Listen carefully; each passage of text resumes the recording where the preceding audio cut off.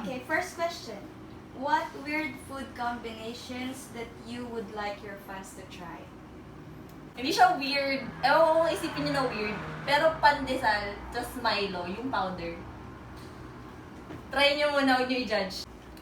Sa akin sweet potato, kamote, yung color violet, tapos lalagyan mo ng kimchi. Sarap! Actually, yun yung kinakain ko pag nagda-diet. Tapos, Pinapatry niya? pinapatry ko sa kanila. Sobrang sarap. Lahat ng Meron pa, kamote, tapos ube. Oo, ube. kamote tapos ube jam. Yup. Sobra. Sobrang sarap. Solid men! Basta sausage platter with strawberry jam. Super sarap.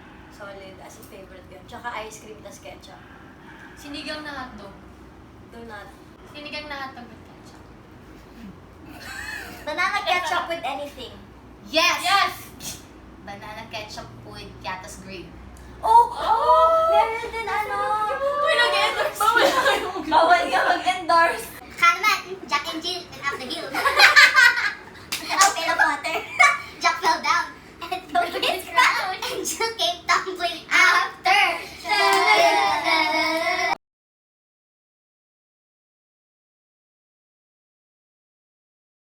Okay. Dami inside So, are there weird mannerisms or habits that you cannot get rid of? Weird? Ikla muna. Wait mo. Basta may, pag kunyari serious mode kaming lahat, tapos kunyari may nagsasabi sa amin, kaya tinuturuan kaming kumanta ng maayos kung paano i-gano'n yung something. Parang sabihin nila, serious mode, diba? Sino gaganito? Tapos daw yung, ay, na naman si Clara. So parang, oh my gosh, ito na naman ako. Titig talaga siya. Lagi siya talaga. Parang tulala, tapos ako ganun siya. Hindi, kunyari sa akin ka nakatingin, tapos sa camera ka titingin. Pero ako yung kausap mo. Hindi, Nakakunod sa akin yun, oo. tapos sa camera ka titingin, kunyari. What happened, no? Nakunod yun. Oo, nakunod yun. Ganyan siya. Ganyan. Minsan mahuli ko na lang siya nakaganto. Nag-aayos siya sa salamin. Mama. Nakulat yun, oo, ganun yun. Ganyan siya. Pag alalus, di ba pag tayo talaga, ganyan. Sa kanya ganyan. Gilid talaga yung Gilid tingin talaga. niya. Gilid. Ako kapag natitense ako, lagi ko pinapatunog yung kamay. Kaya ganun. Ganun siya. O di kaya, ginangat-ngat ko yung kuko. Wala na siyang kuko eh. Ako naman meron akong kumot na hindi ako makakatulog pag wala yun. Hindi naman yung mannerism. Hindi, pinapakit siya kasi sa ano na. Sa mukha ko. Sa mukha ko. Yun din yung kumot. Si mama alam ko yung mannerism. Ano? Papasok niya yung ganito niya sa... Parang pagkilala si siya. Ay, Kaya mahilig siya magganyan. Tapos makakatulog. Okay, so next is your most memorable childhood experience. I don't Oo, know. meron. Nabangga ako na sasakyan ng tatay ko. Hindi naman yung malakas na nabangga talaga. Pero nakatayo na kasi ako sa gilid ng daan. Hinihintay ko kasi nagpa-park sila. Tapos parang ang bait-bait kong bata. Naghihintay lang ako. Tapos sasakay ako. Eh yung pag-park ni daddy, biglang napaabante siya biglang. Girl, nakablot talaga ako. Daddy. Ikaw, Ren. Pati ka, skip. Ako host. Nakakaya kasi akin. Mag-outing kami ng family ko dati. Tapos, sobrang bata pa. Ako kasi, nung bata pa ako, may ligaw magsabit-sabit. Kasi na kumakabit, parang unggoy. Ganon. Tapos, L3, nakasabit lang ako doon. L300. Oo, L300. Tapos may sabitan doon Sa likod. Hindi nila alam na nandun ako. So, habang umaandar, nandun ako nakakapit. Yun yung pinaka-map. Tapos pinagbili ako ng bigas, sa naglag ako sa import. Kamusta yung bigas? Tapos, kasi napunta pala ako sa akong payong. May akong payong, tapos nalaglag yung isa kong tapos bumalik ako. Tapos yung kabila naman. Tawa ka, ikaw ba ano sa'yo? Host. So yun nga, tapos parang nag-drive kami going to a store. Tapos, nanonood ako anime nun, hindi ko alam specifically kung anong anime yun. Tapos nag-drive kami, gusto ko isara yung pintuan na parang may powers akong gano'n. Eh, umuulan! Tapos yung dun sa parking sa gutter, may punong-puno ng tubig, as in flooded siya ng tubig. So yung pagkaganon ko, pak! Nadulas ako, tapos nag-dip ako dun sa tubig. siya ng tubig. Gawin ako, nahulog ako. Sabi ni, Nak! Hinahanap ako ni Papa, sandun ako,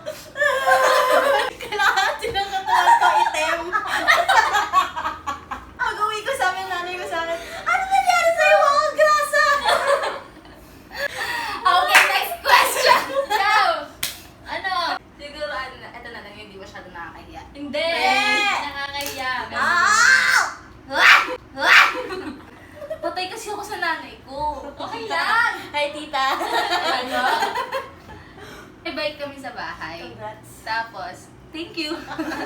Kasi, bata pa ako nun eh. Pag nagbabike kami, hindi kami pinapalabas dun sa street namin. Parang hanggang dun lang kami pwede magbike. Eh, yung mga kaibigan ko, nakakapag-bike sila kasi nag-a-arkila sila sa junk shop. Eh, kami syempre, kailangan kasama ako. Kasi, pag di ka kasama, hindi ka, Casting. hindi ka astig, Hindi ka gano'n. member. Tapos, kinuha ko yung kadena ng bike ko. Tapos, binenta ko dun sa junk shop. Tapos, yung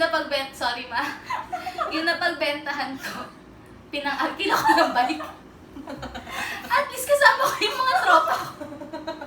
Sorry, ma. Yung bike namin yung red pa, yung maalam mo na yun, ma. Wala namang brake yun eh. Okay lang. Tapos parang edi sobrang nawili ako nun. Kinabukasan, gusto ko ulit. Ginawa ko, tinihaya ko yung mga kaibigan ko. Sabi ko, tara, mga lakal tayo. Ninakaw ko yung magnet sa TV ng lolo ko. Yung malaki sa likod, tapos may magnet. Tinakaw ko, tapos tinatalian namin yan. Tapos may ilog dun malapit sa amin. Binabato namin ganyan. Tapos pagkuha namin, may mga pako, piso, mga ganun. Kasi nabibenta. Oo, binibenta. Tapos yung yero dun sa bahay namin, tinutuklapan ko. Parang mabigat yung ibibenta. Tama na. Hindi ka na makakauwi sa inyo. Sorry, ma. Babayaran ko lahat. That is own. What is your most favorite word or phrase, expression?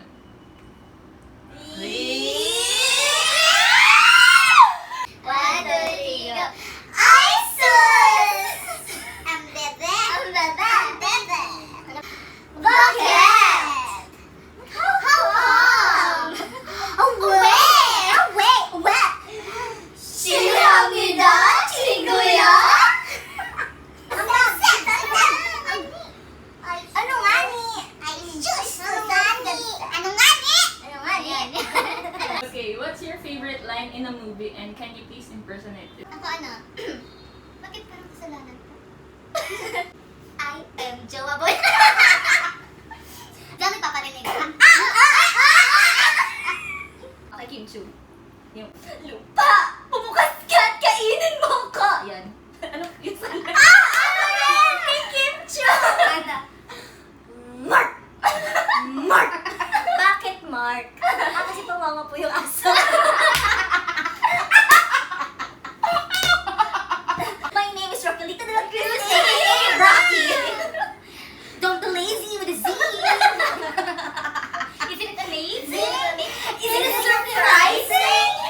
Isn't it? What is the biggest revelation for fans that they never heard about you? So, yung sa akin, hindi ako pinakabata sa grupo. Mukha lang. Mukha lang. Ugali lang. Ito yung pinakabata. Bakit? Ano sa'yo? Revelation daw. Di lang ako matulog.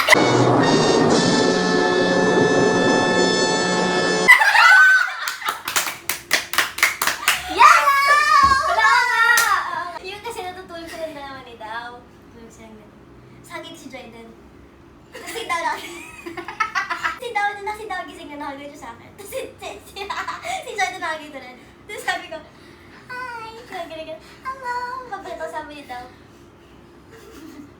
Tapos sabi ko, hi! Sabi ko, Jordan, kinakausap ko Jordan. Sabi niya, tulog yan. Ano po? Na mapasama po ako sa top 200 ng MNL48. Oo. Char! Pero totoo! Totoo talaga. Like, nag-appear po kami sa isang show.